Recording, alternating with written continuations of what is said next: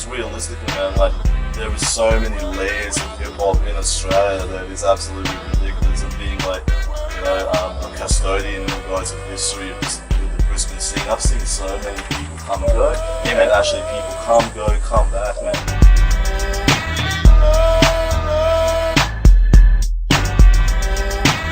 For any up and coming artists that are out there, you know, or the new cats that are coming through, or the young cats that are coming through, is there any advice or anything you can give them to you know, along their travels? Be open to new ideas. Be open to test new waters. You know, put yourself in a whole other mindset. Don't be afraid to jump up and grab that mic and give it a go. Like one thing, one of my good friends taught me was, you know, in order to be seen, you've got to be in the scene to be seen. If we can build that bridge, instead of it being two separate cultures, it can be one big culture. Because we don't have that here. We have section, but we don't need that. You know, like we're at a time and place now where we need to come together as one.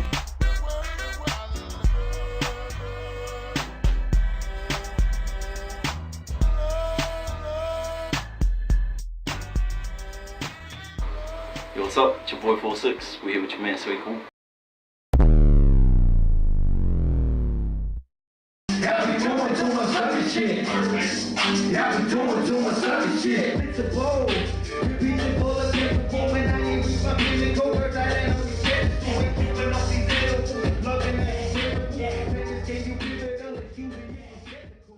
What's up, bro? Going on, man? Not much. So, where did it all start for you, brother?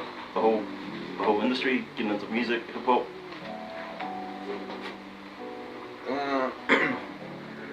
Was it high school?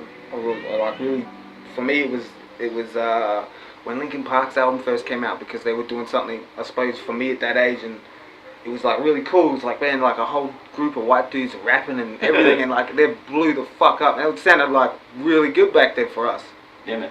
That's when I really wanted to do it, but it was really, yeah, I started making, like, writing similar shit to that, but it was really like when I turned like 18 and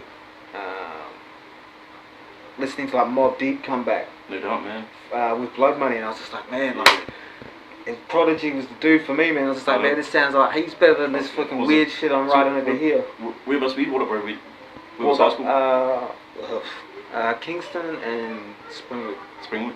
Yeah. Was it a big hip hop scene around that area back in? Yeah, Kingston. Yeah. Everyone walking around fucking 2001 Chronic. No doubt. Yeah, Man. yeah.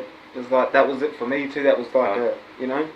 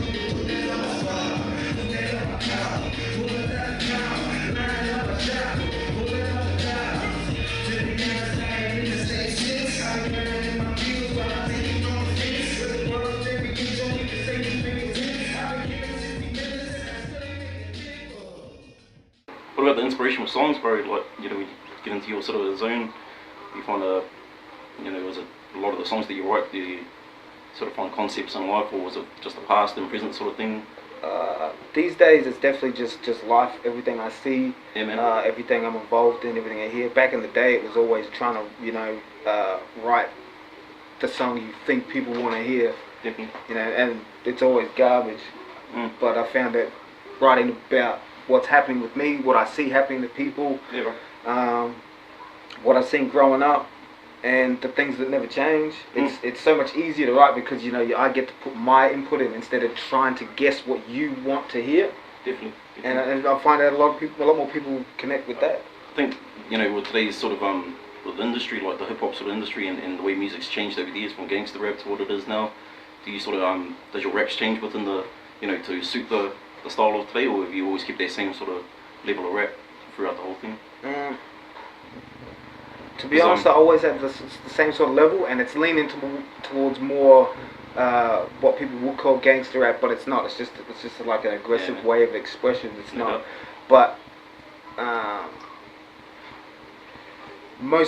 that's recent. But most of the time, that's what I wanted to be. But for some reason, I was still trying to write things for everybody else, and it just never works out. So but every so often I'd have this track come up that was like super aggressive, and it was like my favorite. I'd done my best performance on it, and then I'll try other shit, and then all of a sudden, they just keep coming, and it's fucking so I just caved. Is it it's been weird, man, that your style's it's got a similarity to Kendrick, man. Rabid pit bulls off the leashes. We animal, mandible, cannibals, Hannibal Buress, how you do? I've been Jesus with these pieces, corner kings, now make your move. We grinding, balling, climbing taller, that's just how we do. Act shining, all the minor auras, that's just how we do. Surviving, torture, water borders, take no orders, what we do. Rise our forces, storm your fortress, no, that's how we do. Everything is everything, won't purchase your perception. Believing what you feed me, lead me straight to chapter 7. Knee deep in these feces, y'all still pulling out the weapon. I eat enemies for breakfast and dessert them with digestives. Amphetamines, promethazine, I see obsession. Yeah. Is there anything sort of you've taken from his aspect of rapping? If you'd be stupid if you didn't. It's not so much these days because I'm fucking sick of the comparison. So I've made a big point to change, so no one can compare, and I'm fucking over it. If anything, you're gonna tell me this sounds like some new age Ice Cube shit. Yeah, man. But he definitely changed the game for everyone. He taught us that we could be ultra creative and say what we want and how we're actually feeling about it instead of covering it up with some we're in the club track. Yeah, no doubt. That's what I think it brought more for us. Plus the way he started fucking with his voice and shit was like, oh man, I've always wanted to do that, but I thought it was frowned upon. This dude took a chance and opened up a gate for everybody. No doubt.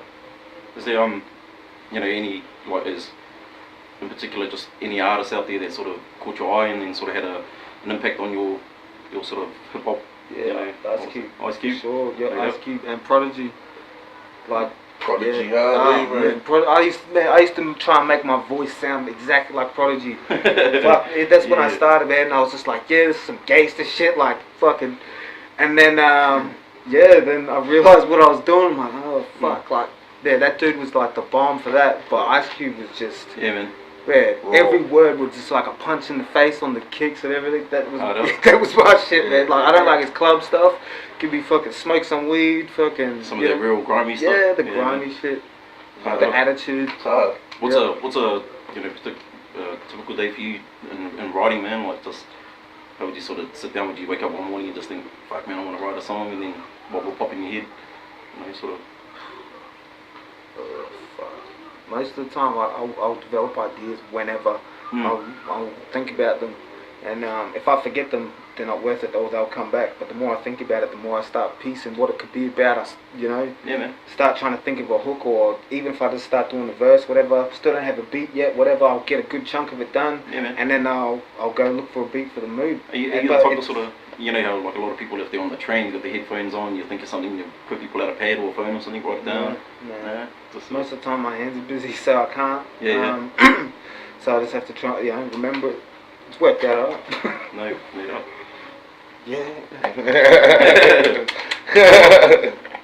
For your songs that you sort of put out there, bro, what's one in particular out of all the songs that you got that sort of that sort of holds clarity for you? It's the one that sort of bites. BC. And what do you mean? One that I think's one really good, or one that hits home? So. Man, one that you sort of. I know you sort of probably poured your heart and soul into every track that you've written, but what's one that sort of that's real close to your heart? One that really Pledge of a Grievance on Garden of Eden. Yeah, man. Yeah, that shit was I was coming out of a real fucking bad point in life, and I was one track into the album, and then that was the second track I wrote for it, and I was just wanted to build up to that point. Because for me, it was as much as I don't really, go down too many paths, I just, throw enough fucking flashbangs out there for everybody to see bits and pieces. But yeah, bro. Man, that one, every time I listen to that, and Going Back to Church. Because that one, Yeah, I don't know. It's the I say a lot of shit, but that's more how I'm feeling like at the point of time. Like, yeah, and that was probably the first track where I just took a shot at you know, like when DJs were playing up. So I took a shot at them and how they, you know, only fuck with who they're fucking close to or shit like that, and they weren't, you know, trying to benefit another rapper out there or whatever. That was the one I really sort of started putting that on, and that was where it sort of took off. No doubt. From there. So do you produce all your own stuff? Is it sort of come straight out of here, straight from home? Yeah. No doubt. Yeah. It's more comfy, man. Yeah, how down in the comfort zone. Yeah. What's is there anything brewing in, you know, at the moment? Anything coming up? Or something in the works? Very, very soon. I'll pick a date any day now. Black Sheep High. Black Sheep Pie. Black Sheep High. Sweet. So is that the name of the album? That's the name of the album. Yeah. Sweet. Nice. Well, there's not too much, you know, sort of other things I can think of to sort of hit you with, man. But I sort of have a segment in my interviews where I hit you with top 10 random questions, man. Yeah. If you don't mind, we'll hit it hard and fast. Biggie or Pop? How can you hit that hard and fast? Gotta take a lot of thought for that one. I'm gonna say Biggie. Biggie. As much as most of my influences come from the West Side, and you know where Tupac is, but it's actually, no, scrap that. Tupac's got more songs released. We'll go with him. Good here. All right. Favorite artist of all time, man? Ice Cube. Ice Cube. Yeah. Yeah. Yeah. So what's your favorite song? Probably Beef from Ice Cube, is it?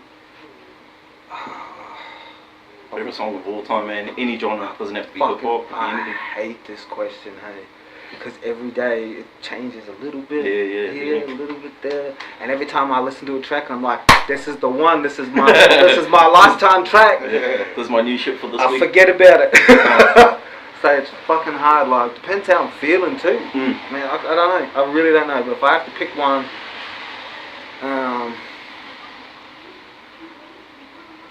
any of your own, man, could be. nah, fuck that. There's no better songs out there than that.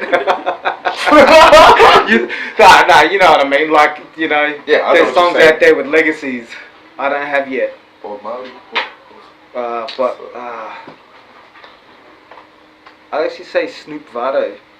Fuck it, why not, man? That beat always gets me. Why not? Fuck it. Either that or surprisingly Paul Wall sitting sideways. Yeah, Paul Wall. yeah. That beat was fucking mad. Yeah, man. Alright. What about favorite movie of all time? Predator. Predator. Yeah. Favorite food? Chicken. Chicken? KFC? Just any chicken? Good chicken. Good That's chicken. good, man. As long as it don't Nando's fucking up make you there. sick. Yeah. Chuck Taylors and Nikes, man. Chucks. Chucks. For real. Beers or Top Shelf? These days, beers, hey. And I think they're all the expert. Yeah, like these days are like I've still got fucking a bottle of vodka sitting in there and I've got no beers and I'm like, fuck it, I'll wait. You know what I mean? I think I'm just getting older. I know. Rugby or league? League, because I was raised mostly here, so that's what I'm used to. Yeah, man. But rugby's way harder, fuck that. Yeah, definitely. Fuck that. Clubbing or house parties? House parties. Oh yeah. Alright. That's pretty much it, man. But I'll ask you one last question. If there was any holiday destination in the world, you could be anywhere in the world, where would you want to go?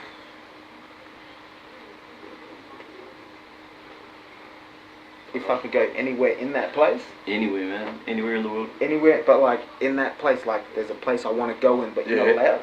Yeah, man. Egypt, without doubt. No doubt. Fucking, you know, in those To the pyramids, top of the man. list, man. It's Yeah, I want to see that shit for real. Bro, I heard you say just you know, a couple of questions back. You're raised over here. Where are you originally from? Christchurch. Christchurch. Kiwi boy. Yeah. No doubt. All right, man. Thanks for the interview, brother. No worries, man. Thanks for. My man. Where can Well, you you find? here. Where can you find all your stuff? Like Yeah, and music? stuff like that. Sorry, man. So a lot of your stuff that's out there, where if people were looking to find your stuff, where can we hear it? They'll find all of it on my SoundCloud account, soundcloud.com /Sway Cool. Yep. They'll find it all there, but like iTunes, Spotify, they'll Yeah. find the main ones. Sweet. Yeah. What about one last man? If there was anything you can give to, any advice you could give to up and coming rappers that are out there, anything that'll keep them steady on their track or stay in their lane. Keep your mouth shut. It's perfectly okay to be fucking inspired by somebody, even if they're local, just like you. In fact, it's better because you're like, there's something good about this dude, but don't copy their shit. Don't do it the same way, with the same words and the same style, and that goes for videos, music, anything. Just be yourself. Definitely. You don't need to be somebody else because you think they're popular at the moment. And individuality. Yeah. And that's what it's Who wins every time, man? Why the fuck do people love Muhammad Ali, Conor That's right. McGregor? These dudes are just being themselves. Exactly. Well, you heard it here first. It's your boy 46 and Sway Cool. Alright, Thanks a lot. My man.